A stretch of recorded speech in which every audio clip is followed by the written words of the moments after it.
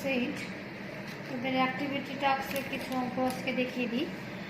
সেগুলো লুজ পেজে করে পাঞ্চ করে স্কুলে জমা দেবে। লুজ পেজে করবে, যতগুলো পেজ হবে সেগুলোকে পাঞ্চ করে নিয়ে প্রতিটা সাবজেক্ট ওয়াইজ জমা দেবে স্কুলে, ঠিক আছে? তাহলে একটি সরলরেখার উপর অন্য একটি রশ্মি দাঁড়িয়ে যে দুটি সন্নিহিত কোণ তৈরি করে তাদের সমষ্টি কত ড্যাশ সমকোণ হবে। দেখ, একটা সরলরেখা তার উপরে একটা রশ্মি যদি দাঁড় করায়, রশ্মি মানে একদিকে স্থির একদিকে যত খুশি বানানো যায়, এরকম যদি একটা হয় তাহলে যেটা সন্নিহিত কোণ দুটো উৎপন্ন হয় তাদের কয় সমকোণ হয়। দুটো সমষ্টি করলে কত হয়? একটা সরলরেখায় পরিণত হচ্ছে, তার মানে কত হচ্ছে? 180 ডিগ্রি, তার মানে 2 সমকোণ। তাহলে এখানে কত লিখতে হবে? 2 সমকোণ, ঠিক আছে? এবার 1729 সংখ্যাটিকে হার্ডি-রামানুজন সংখ্যা বলা হয়। তোদের এটা বইতে লেখা 52 নম্বর পেজে দেখবি করা আছে। এটাই হচ্ছে সবচেয়ে ছোট সংখ্যা, যেটা 2 রকমভাবে দুটি ঘনের সমষ্টি রূপে প্রকাশ করা যায়। 2 রকম করে দুটি ঘনের সমষ্টির আকার প্রকাশ করা যায়। একটা হচ্ছে তোর 12 কিউব প্লাস 1 কিউব, এটা যোগ করলে 1729 হবে, এবং আরেকটা হচ্ছে তোর 10 কিউব প্লাস 9 কিউব। সেই জন্য এটাকে হার্ডি-রামানুজন এটা প্রথম দেখিয়েছিলেন বলে এটাকে হার্ডি-রামানুজন সংখ্যা বলা হয়, ঠিক আছে? এটাই সবচেয়ে ছোট সংখ্যা, যেটা 2 রকম করে দুটি ঘনের সমষ্টি রূপে প্রকাশ করা যায়। হলো, ঠিক আছে? এইবার দেখ, a plus 1/a equal to 1 হলে a cube plus 1 equal to কত? ঠিক আছে, এখানে দেখ a plus 1/a equal to 1। এটাকে যদি লসাগু করি, a square plus 1 equal to 1, a square plus 1 equal to a, আর এটাকে যদি ডান দিকে নিয়ে আসি ইকুয়াল টু 0 হয়, ঠিক আছে? Square minus a plus 1 equal to 0। এবার a কিউব প্লাস 1 এর মান বার করতে বলেছে। a কিউব প্লাস 1 মানে a কিউব প্লাস b কিউবের সূত্র। a কিউব প্লাস b কিউবের সূত্র আমরা পদকে বিশ্লেষণের সময় শিখেছি, a plus b into square minus ab plus b square. আমি সূত্র লিখলাম a plus b into square minus ab plus b square, a plus b into square minus a plus 1। Square minus a plus 1 এর মান কত বেরিয়েছে? 0। তাহলে 0 লিখলাম। 0কে 0 কোনো সংখ্যা দিয়ে গুণ করলে, 0 দিয়ে কোনো সংখ্যাকে গুণ করলে মান হয় 0, তার মানে এটার মান হবে তোর 0। হলো, এবার বলেছে যদি m plus n equal to 5 এবং mn ইকুয়াল টু 6 হয়, তবে m square plus n square into m cube plus n cube equal to কত হবে? ঠিক আছে, 4 নম্বর অঙ্কটা টুকলাম। টুকে নিয়ে দেখ, m স্কোয়ার প্লাস n স্কোয়ারের সূত্র হচ্ছে a plus b whole square minus 2ab। ঠিক আছে, লিখতে পারি a প্লাস b, এখানে a হচ্ছে m, n হচ্ছে b, a plus b whole square minus 2ab, এই সূত্র বসালাম। আর a কিউব প্লাস b কিউবের সূত্র হচ্ছে a plus b whole cube minus 3ab into a plus b। এটা মান নির্ণয়ের ক্ষেত্রে সূত্র, ঠিক আছে? মাথায় রাখবি, দুটো সূত্র আছে। একটা হচ্ছে তোর যেটা উৎপাদকে বিশ্লেষণের সময় লাগে, আর একটা মান নির্ণয়ের ক্ষেত্রে লাগে। মান নির্ণয়ের ক্ষেত্রে এই সূত্রটা ব্যবহার করবে, যেটা আগে কিন্তু আমি a কিউব প্লাস b কিউবের অন্য একটা সূত্র বসিয়েছিলাম, a plus b into square minus ab plus b square. এখানে আমি সূত্র বসাচ্ছি a plus b whole cube minus 3ab into a plus b। এখানে আমার m প্লাস n এর মান দেওয়া আছে 5 আর m n এর মান দেওয়া আছে 6, সেটা বসিয়ে বসালাম। দেখ, এখানে বসালাম 5, m n এর জায়গায় বসালাম 6, 2 গুণ 6, এখানে বসালাম 5 কিউব মাইনাস 3 ইন্টু 6 ইন্টু 5। হলো, এবার 5 স্কোয়ার মানে 25, 6 দুগুণী 12, এখানে গুণ চিহ্ন দিতে পারিস, 6 দুগুণী 12, আর 5 এর কিউব মানে 125, আর 3 6 18, 5 18 90। হলো, এবার দেখ 25 থেকে 12 বাদ দিলে 13, আর 125 থেকে 90 বাদ দিলে 35, আর 13 35 গুণ করলে 455। তাহলে 4 এর উত্তর হচ্ছে তোর 455 হবে। এবার এই যে অঙ্কটা 5 নম্বর অঙ্কটা, x cube minus 9y cube minus 3xy into x minus y. ঠিক আছে, এখানে দেখ আমি এই 9y কিউবটাকে দুটো ভাগে ভাগ করলাম, একটা মাইনাস ওয়াই কিউব লিখলাম, আর এইদিকে ডান দিকে মাইনাস 8y কিউব লিখলাম। মাইনাস 1 মাইনাস 8 যোগ করে মাইনাস 9 হয়ে গেল। হলো, লিখলাম। এইখানে একটা সূত্র বুঝবে, দেখ a মাইনাস b হোল কিউবের সূত্র a cube minus b cube minus 3ab into a minus b। ঠিক আছে, তাহলে এ কিউব, এখানে দেখ A cube minus B cube minus 3b into A minus B আছে, তার মানে এই গোটাটার পরিবর্তে আমি লিখতে পারি A minus B whole cube. এখানে এ হচ্ছে এক্স, বি হচ্ছে Y, A minus B whole cube হলো। এইবার এটাকে আমি 2y হোল কিউব লিখতে পারি, 2 এর কিউব 8, আবার এ কিউব মাইনাস বি কিউবের সূত্র বসাচ্ছি, এ minus B into A square plus A B plus b square. ঠিক আছে, এটা তো উৎপাদকের বিশ্লেষণ ছিল। এইবার দেখ এটাতে ব্র্যাকেট তুলে দিলাম হলো, এখানেও আমি এ মাইনাস বি হোল স্কোয়ারের সূত্র বসালাম, square minus 2b plus b square, এটা 2y দিয়ে গুণ করে দিলাম 2xy মাইনাস 2y স্কোয়ার, আর এটাকে গুণ করলে 4y স্কোয়ার হলো। এখানে ওয়াই ওয়াই যোগ করলে মাইনাস 3y, এখানে 2xy কাটা গেল, এখানে ওয়াই স্কোয়ার, এখানে 4y স্কোয়ার আর Y square 5 square, 5y square, 5y square থেকে মাইনাস 2y স্কোয়ার বাদ দিলে 3y স্কোয়ার হলো। তাহলে X minus 3y into X square plus 3y square হলো। ঠিক আছে, এইবার যে অঙ্কটা দেওয়া আছে সেটা হচ্ছে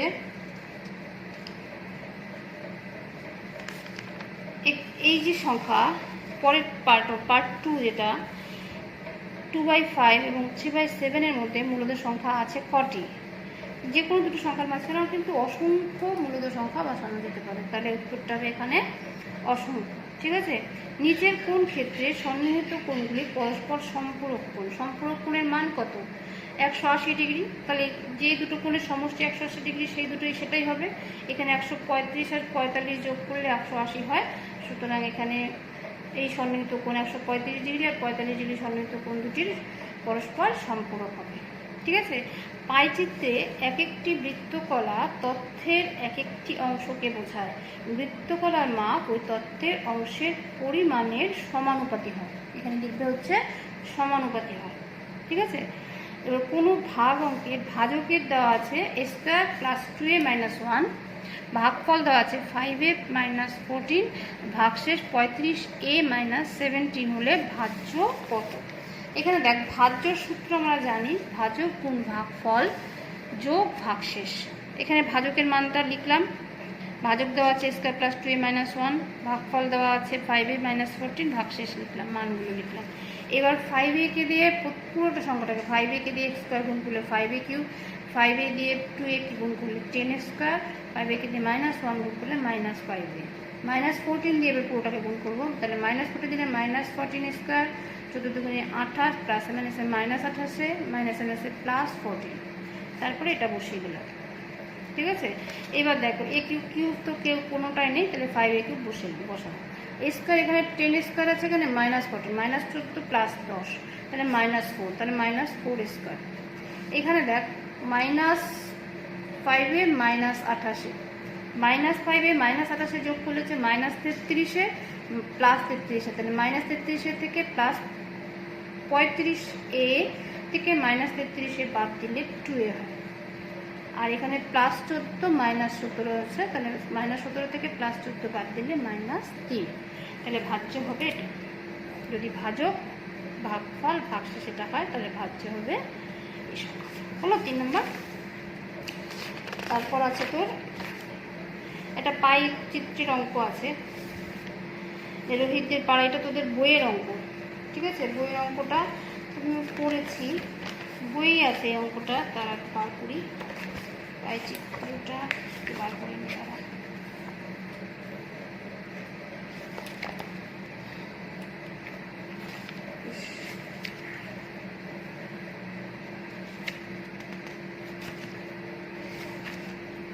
পাঁচ নম্বর অঙ্ক যেটা দেখ, এখানে এই অঙ্কটাই তোদের ওখানে দিয়েছে। মধুবাবুর দোকান আছে, সেখানে দোকানের একদিনে বিভিন্ন জিনিস বিক্রি, সাধারণ পাউরুটি 320 টাকার, স্লাইস পাউরুটি 100 টাকার, কেক বিক্রি হয়েছে 160 টাকার, বিস্কিট বিক্রি হয়েছে 140 টাকার। ঠিক আছে, বাংলায় লেখা কেন দেখলো, যাই হোক এটা ইংলিশে লিখি 320। দেখ এখানে সাধারণ পাউরুটির বিক্রির টোটাল বিক্রি কত সেটা তো জানিস, এখানে দেখ 320, 100, 160, 140, টোটাল হচ্ছে তোর টোটাল বিক্রি হচ্ছে 720 যোগ করলে। হ্যাঁ, টোটাল বিক্রির মধ্যে সাধারণ পাউরুটি বিক্রি হচ্ছে 320, তাহলে কত 720 320 কত অংশ সেটা বের করতে হবে, তাই সেটাই করলাম। 720 তে 320 হচ্ছে সাধারণ কারণটি। তাহলে বৃত্ত কেন্দ্রীয় কোণ কত? টোটাল কেন্দ্রীয় কোণ একটা বৃত্তের 360 ডিগ্রি। তাহলে 360 ডিগ্রিতে কত ডিগ্রি হচ্ছে? তাহলে এটা বের করলে তাহলে 160 ডিগ্রি হবে। এইভাবে প্রত্যেকটার আমি কোণগুলোর মান, কেন্দ্রীয় কোণের মান বের করে নেবো। সাইজ কারণটি ছিল 720-র মধ্যে 100, তাহলে 360 ডিগ্রি কোণের মধ্যে কত? 50 ডিগ্রি। কেক বিক্রি করার কেন্দ্রীয় কোণ হচ্ছে তোর 720-র মধ্যে 160 দেওয়া ছিল কেক, তাহলে সেটা হচ্ছে 80 ডিগ্রি। বিস্কুট বৃত্তকলার কেন্দ্রীয় কোণ 70 ডিগ্রি। এইভাবে প্রত্যেকটা 160, 50, 80, 70, 50, 70, 80, 160। তাহলে এইভাবে একটা বৃত্ত অঙ্কন করে নিবি। তোরা রুল কম্পাস দিয়ে করবি, ঠিক আছে? রুল কম্পাস দিয়ে বৃত্ত অঙ্কন করে একটা কেন্দ্র পেয়ে যাবি। কেন্দ্র থেকে এটা দাগ দিয়ে নিবি। তারপর প্রত্যেকটা ভাগ চাঁদার সাহায্যে বসিয়ে ধরে চাঁদার সাহায্যে এখানে চাঁদার বিন্দুটা বসিয়ে দাগ দিয়ে নিয়ে 160 বসালি। 160 এততে হয়, এতটা হবে ধর 160, তারপরে 80, তারপরে 70 আর 50 এভাবে ভাগ করে দেখিয়ে দিবি, ঠিক আছে? ওটা আমি করে দিলাম না, পাই চিত্র তোরা করেছিস সেই হিসাবে করবি। এইবার দেখ শতকরার অঙ্কগুলোতে যাই। 100 টাকার 15% কত টাকা? তাহলে 100 টাকার 15% মানে 100 টাকা এর 15% 15/100।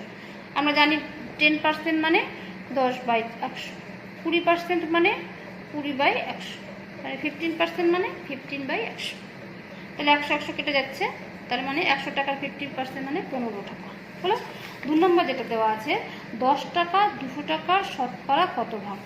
মানে 200 টাকা শতকরা কত ভাগ? তাহলে শতকরা বার করতে 200 টাকায় 10 টাকা, তাহলে 100 টাকায় 100%। শতকরা বার করতে 100%, তাহলে 200 দিয়ে কাটাকাটি করলে এটা 5% হচ্ছে, ঠিক আছে?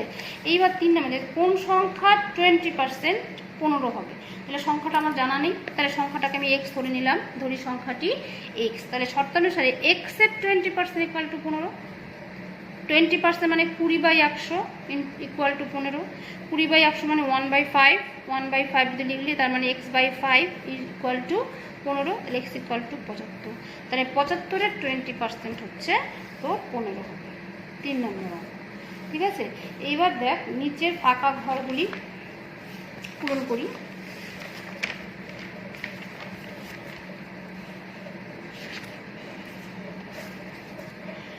দেখ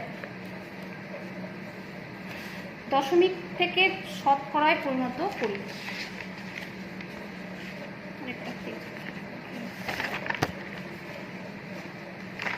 দশমিক থেকে শতকরায় পরিণত করি। 0.29, এটাকে শতকরায় পরিণত করতে গেলে 29 মানে 0.29 মানে হচ্ছে দশমিক উঠিয়ে দিলাম এত। এটাকে শতকরায় করবো মানে 100% লিখতে হবে। তাহলে 100 কেটে গেল, তার মানে 0.29 মানে 29% হলো। এবার যদি তারপরটা যদি করিস 0.05, এটাকে যদি পার্সেন্ট করি 0.05 মানে 5/100 ইন্টু 100%। শতকরায় বার করবো 100%। 100 কেটে গেল, তার মানে এটা হচ্ছে 5%। এটা 5%, ঠিক আছে? এইবার শতকরা থেকে দশমিকে পরিণত করি। 91%কে যদি আমি দশমিকে পরিণত করি, 91% মানে হচ্ছে 91/100। এটাকে পার্সেন্টেজে করলে হবে কি 0.91 হলো। এইবার দেখ 8%কে করতে পারবি, তাহলে হবে এর ভগ্নাংশ থেকে শতকরায় করো। 3/4 আছে, তাই 3/4 ভগ্নাংশ থেকে শতকরা করবে। এটাকে যদি শতকরা করি তার মানে 100% লিখতে হবে সাথে, ঠিক আছে? তার মানে 4 দিয়ে কাট, 4 25 100, তার মানে 75%। 3/4 মানে 75%। এবার বলছে 2/5। 2/5 কত হবে? 2/5 ইন্টু 100% মানে 20, তার মানে 40%। 2/5 মানে 40% হলো। এইবার 4 নম্বর দেওয়া আছে শতকরা থেকে ভগ্নাংশে পরিণত করতে বলেছে। শতকরা থেকে ভগ্নাংশে যাবো, মানে 23%। 23% মানে হচ্ছে 23/100 ভগ্নাংশ হয়ে গেল, ঠিক আছে? আবার 0.79%, 7.9 মানে এটা লিখলি, তার সাথে 100% মানে 100। এটা তার মানে ভগ্নাংশ হচ্ছে 79/1000 হলো। প্রথমটা 23/100, পরেরটা 79/1000। 1000 হলো। তারপরে বলেছে দশমিক থেকে ভগ্নাংশে পরিণত করো, 0.02। এটা তো হয়েই গেল, ধর এটাকে লিখলি ভগ্নাংশ হয়ে গেল, এটাকে যদি লিখি ভগ্নাংশ হয়ে গেল। তারপর কাটাকাটি গেলে এটা উপরটা কাটাকাটি যাবে, 1/50 হবে, নিচেরটা কাটাকাটি যাচ্ছে না, ঠিক আছে। এইবার ভগ্নাংশ থেকে শতকরা, এটা আগেরটা একটা দেখালাম, আমি ভগ্নাংশ থেকে শতকরা 3/4, 6/7 আর 9/11টা নিশ্চয়ই পেরে যাবি। 6/7 ভগ্নাংশ থেকে শতকরা করলে কত হবে? 100% গুণ করতে হবে। তার মানে এটা হচ্ছে তোর 600/7%। এবার ভাগ করে দিবি, 7কে 600 দিয়ে যদি ভাগ করিস, 7 8 56, 4 0, 5 7 35, 5, তার মানে হচ্ছে 85.5/7। এইভাবে করে দেবে, ঠিক আছে। এবার পরেরটা 9/11টা নিজেরা বাড়িতে করবে। এবার দেখ 5-এর যেটা আছে 9/11 যেটা ভগ্নাংশ থেকে শতকরা, সেটাকে যদি করি 9/11 × 100%, ঠিক আছে। এবার গুণ করে দিয়ে 900কে 11 দিয়ে ভাগ কর। 11 দিয়ে যদি আমি 900কে ভাগ করি তাহলে কত দাঁড়াচ্ছে? 8 11 88, ঠিক আছে। তাহলে 2 11 অক্ষে 11, 9.9, তারপরে এটাকে ইসে করে দিচ্ছি, আমি শতকরায় করে দিচ্ছি 81.9/11%, ঠিক আছে। এভাবে করা যাবে। আর এখানে যেটা ছিল না, এখানে তোরা দশমিক ভগ্নাংশে পরিণত করেছে, 2/100টাকে 1/51টা করে দিস। দশমিক থেকে ভগ্নাংশে পরিণত করে, দশমিকের থেকে ভগ্নাংশে করেছি, তারপর এটাকে ছোট করতে হবে, 1/51 করে নেবে, ঠিক আছে। হলো। এবার যে লাস্ট অঙ্কটা যেটা আছে সেটা হচ্ছে তোদের 1 থেকে 70 পর্যন্ত সংখ্যাগুলির মধ্যে কতগুলি সংখ্যার এককের অঙ্কে 1 অথবা 9 থাকবে, তার শতকরা হার নির্ণয় করো, ঠিক আছে। এই অঙ্কটা যদি আমি করতে যাই তাহলে দেখ, প্রথমে এককের ঘরে 1 কটা আছে, 9 কটা আছে, সেটা তোরা একটা রাফে করে নিবি। এককের ঘর লিখলি, ধর একক দশক, 1 কটা আছে, 1 থেকে 70-এ 1 আছে, 1-এ আছে, 11-তে আছে, 21-এ আছে, 31-এ আছে, 41-এ আছে, 51-তে আছে, 61-তে আছে। 71টা নেব না, কারণ 70 পর্যন্ত বলেছে, ঠিক আছে। এইবার 9 কতগুলোতে আছে এটা একটু রাফে করে নিবি। 9-9তে এককের ঘরে আছে, 19-এ আছে, 29-এ আছে, 39-এ আছে, 49-এ আছে, 59-এ আছে, 69-এ আছে, ঠিক আছে। এবার দেখ গুণে, এখানে এককের ঘরে 1 আছে, 1 2 3 4 5 6 7টা, এবার 9 অথবা 9ও আছে 7টা, দেখ 1 2 3 4 5 6 7, ঠিক আছে। তাহলে 1 থেকে 70 পর্যন্ত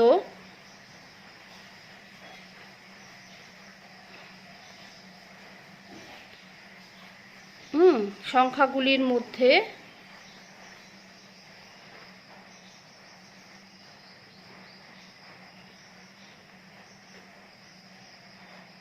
এককের অঙ্কে 1 অথবা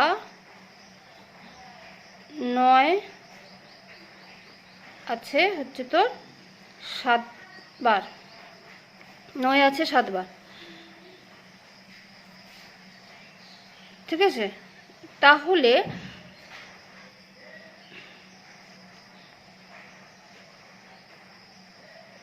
সুতরাং এককের অঙ্কে 1 অথবা 9 থাকবে, তার শতকরা হার